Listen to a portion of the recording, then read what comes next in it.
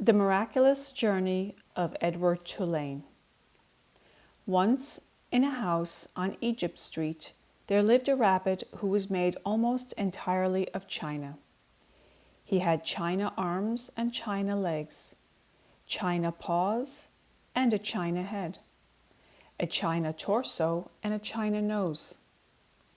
His arms and legs were jointed and joined by wire so that his china elbows and china knees could be bent, giving him much freedom of movement. His ears were made of real rabbit fur, and beneath the fur there were strong, bendable wires which allowed the ears to be arranged into poses that reflected the rabbit's mood: jaunty, tired, full of ennui. His tail, too, was made of real rabbit fur and was fluffy and soft and well-shaped. The rabbit's name was Edward Tulane, and he was tall. He measured almost 3 feet from the tip of his ears to the tip of his feet. His eyes were painted a penetrating and intelligent blue.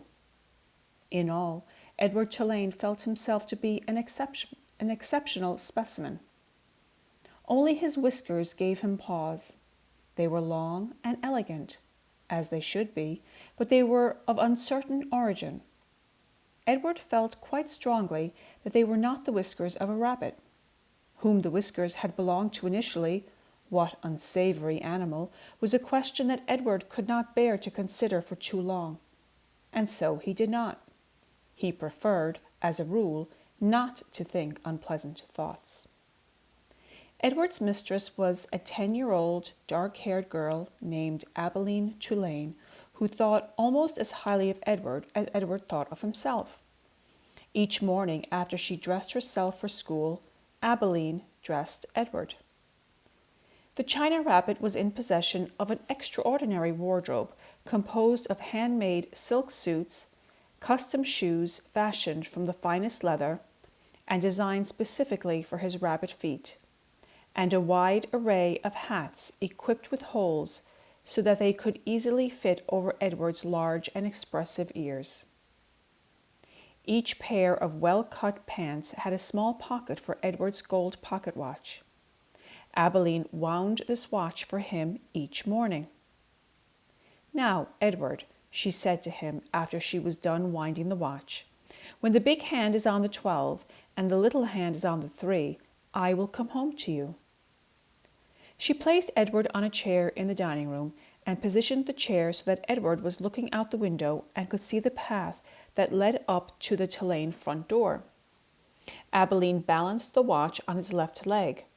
She kissed the tip of his ears, and then she left, and Edward spent the day staring out at Egypt Street, listening to the tick of his watch and waiting. Of all the seasons of the year, the rabbit most preferred winter, for the sun set early then, and the dining room windows became dark, and Edward could see his own reflection in the glass. And what a reflection it was! What an elegant figure he cut! Edward never ceased to be amazed at his own fineness. In the evening, Edward sat at the dining room table with the other members of the Tulane family: Abilene, her mother and father, and Abilene's grandmother, who was called Pellegrina. True, Edward's ears barely cleared the tabletop, and true also, he spent the duration of the meal staring straight ahead at nothing but the bright and blinding white of the tablecloth. But he was there, a rabbit at the table. Abilene's parents found it charming that Abilene considered Edward real, and that she sometimes requested that a phrase or a story be repeated because Edward had not heard it. "Papa," Abilene would say, "I'm afraid that Edward didn't catch that last bit." Abilene's father would then turn in the direction of Edward's ears and speak slowly, repeating what he had just said for the benefit of the china rabbit. Edward pretended, out of courtesy to Abilene, to listen. But, in truth, he was not very interested in what people had to say, and also he did not care for Abilene's parents and their condescending manner toward him. All adults, in fact, condescended to him. Only Abilene's grandmother spoke to him as Abilene did, as one equal to another. Pellegrina was very old. She had a large, sharp nose and bright black eyes that shone like dark stars. It was Pellegrina who was responsible for Edward's existence. It was she who had commissioned his making.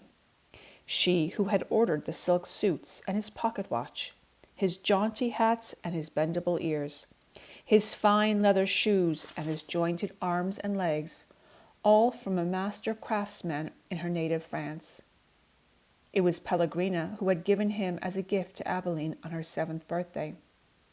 And it was Pellegrina who came each night to tuck Abilene into her bed and Edward into his. "Will you tell us a story, Pellegrina?" Abilene asked her grandmother each night. "Not tonight, lady," said Pellegrina. "When?" asked Abilene. "What night?" "Soon," said Pellegrina. "Soon there will be a story."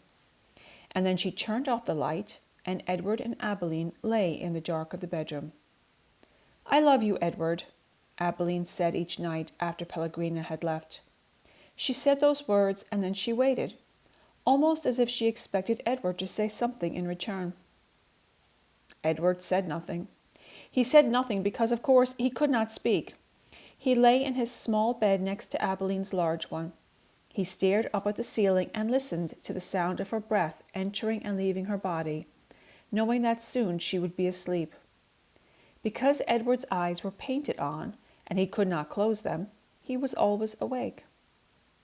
Sometimes, if Abilene put him into bed on his side instead of on his back, he could see through the cracks in the curtains and out into the dark night. On clear nights the stars shone, and their pin-prick light comforted Edward in a way that he could not quite understand. Often he stared at the stars all night until the dark finally gave way to dawn. Chapter 2. And in this manner Edward's days passed, one into the other. Nothing remarkable happened. Oh, there was the occasional small domestic drama.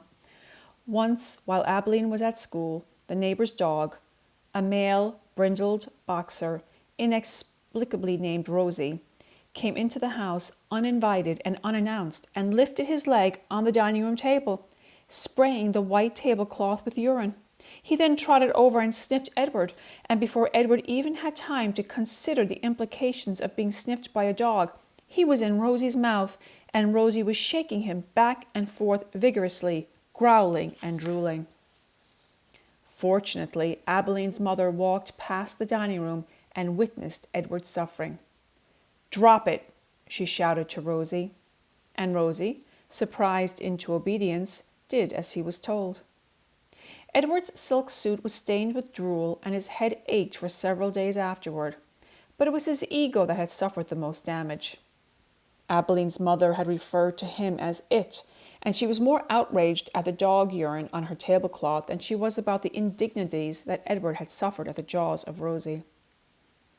And then there was the time that a maid, new to the Tulane household and eager to impress her employers with her diligence, came upon Edward sitting on his chair in the dining room.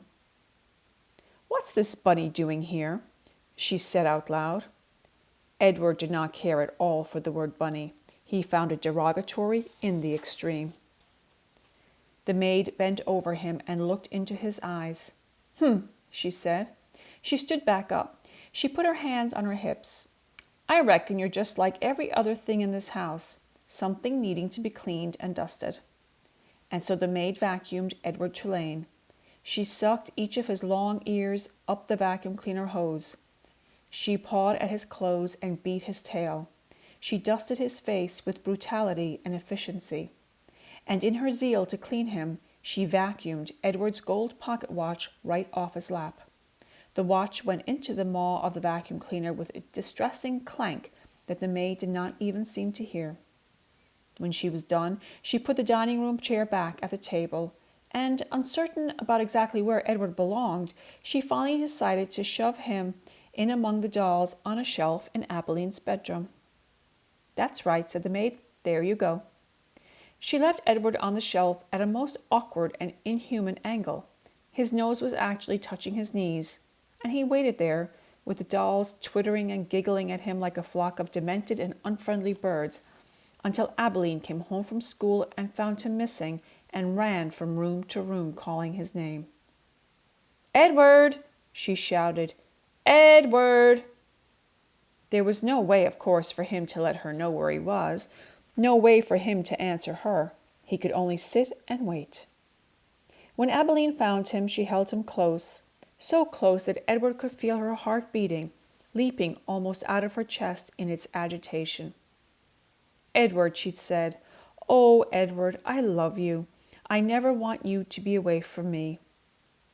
The rabbit, too, was experiencing a great emotion, but it was not love. It was annoyance that he had been so mightily inconvenienced, that he had been handled by the maid as cavalierly as an inanimate object, a serving bowl, say, or a teapot. The only satisfaction to be had from the whole affair was that the new maid was dismissed immediately. Edward's pocket watch was located later, deep within the bowels of the vacuum cleaner, dented but still in working condition. It was returned to him by Abeline's father, who presented it with a mocking bow. "Sir Edward," he said, "your timepiece, I believe." The rosy affair and the vacuum cleaner incident, those were the great dramas of Edward's life, until the night of Abeline's 11th birthday, when, at the dinner table, as the cake was being served, the ship was mentioned. Chapter 3. "She is called the Queen Mary," said Abeline's father, "and you and your mamma and I shall sail on her all the way to London." "What about Pellegrina?" said Abilene. "I will not go," said Pellegrina. "I will stay." Edward, of course, was not listening. He found the talk around the dinner table excruciatingly dull.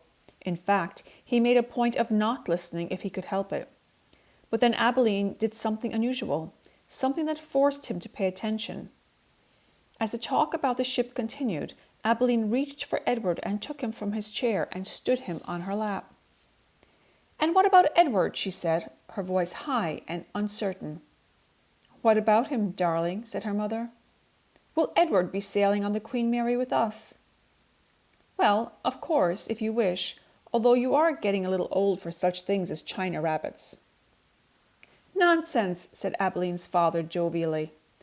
Who would protect Abilene if Edward was not there? From the vantage point of Abeline's lap, Edward could see the whole table spread out before him in a way that he never could when he was seated in his own chair. He looked upon the glittering array of silverware and glasses and plates. He saw the amused and condescending looks of Abeline's parents, and then his eyes met Pellegrina's. She was looking at him in the way a hawk, hanging lazily in the air, might study a mouse on the ground.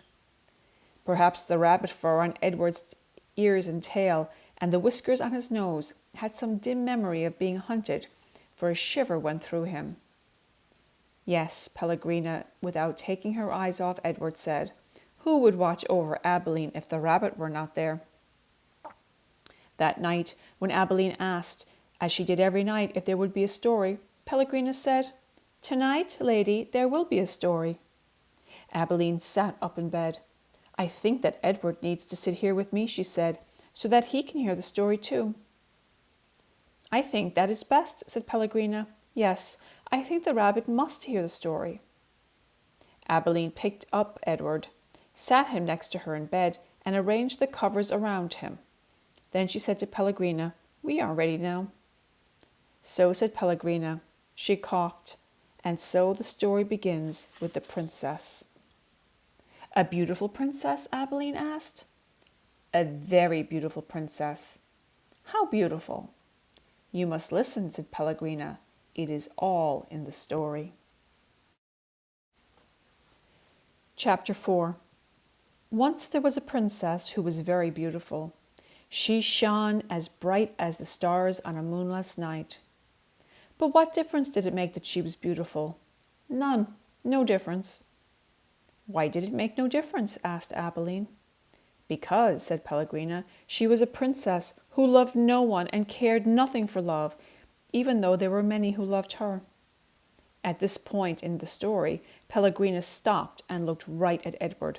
She stared deep into his painted-on eyes, and again Edward felt a shiver go through him. "And so," said Pellegrina, still staring at Edward. "What happened to the princess?" said Abilene. "And so," said Pellegrina, turning back to Abilene, "the king, her father, said that the princess must marry, and soon after this a prince came from a neighboring kingdom, and he saw the princess, and immediately he loved her. He gave her a ring of pure gold. He placed it on her finger. He said these words to her, 'I love you.' But do you know what the princess did?" Abilene shook her head. "She swallowed the ring. She took it from her finger and swallowed it. She said, 'That is what I think of love,' and she ran from the prince. She left the castle and went deep into the woods. And so—" "And so what?" said Abilene. "What happened then?" "And so the princess became lost in the woods. She wandered for many days. Finally, she came to a little hut and knocked on the door. She said, 'Let me in, I am cold.' There was no answer. She knocked again. She said, 'Let me in, I am hungry.' A terrible voice answered her. The voice said, 'Enter if you must.' The beautiful princess entered, and she saw a witch sitting at a table counting pieces of gold. 3,622, said the witch. 'I am lost,' said the beautiful princess. 'What of it?' said the witch. 3,623. 'I am hungry,' said the princess. 'Not my concern,' said the witch. 3,624. 'But I am a beautiful princess,' said the princess. 3,625, replied the witch. 'My father,' said the princess, 'is a powerful king. You must help me, or there will be consequences.' 'Consequences?' said the witch. She looked up from her gold. She stared at the princess. 'You dare to talk to me of consequences? Very well, then, we will speak of consequences. Tell me the name of the one you love.' 'Love?' said the princess. She stamped her foot. 'Why must everyone always speak of love?' 'Whom do you love?' said the witch. 'You must tell me the name.' 'I love no one,' said the princess proudly. 'You disappoint me,' said the witch. She raised her hand and said one word, 'Farthfiggery.' And the beautiful princess was changed into a warthog. 'What have you done to me?' squealed the princess. 'Talk to me of consequences now, will you?' said the witch, and she went back to counting her pieces of gold. 3,626, said the witch, as the warthog princess ran from the hut and out again into the forest. The king's men were in the forest too, and what were they looking for? A beautiful princess. And so when they came upon an ugly warthog, they shot it immediately. Pow! 'No,' said Abilene. 'Yes,' said Pellegrina. The men took the warthog back to the castle, and the cook slit open its belly, and inside it she found a ring of pure gold. There were many hungry people in the castle that night, and all of them were waiting to be fed. So the cook put the ring on her finger and finished butchering the warthog. And the ring that the beautiful princess had swallowed shone on the cook's hand as she did her work. The end. 'The end?' said Abilene indignantly. 'Yes,' said Pellegrina, 'the end.' 'But it can't be.' 'Why can't it be?' 'Because it came too quickly.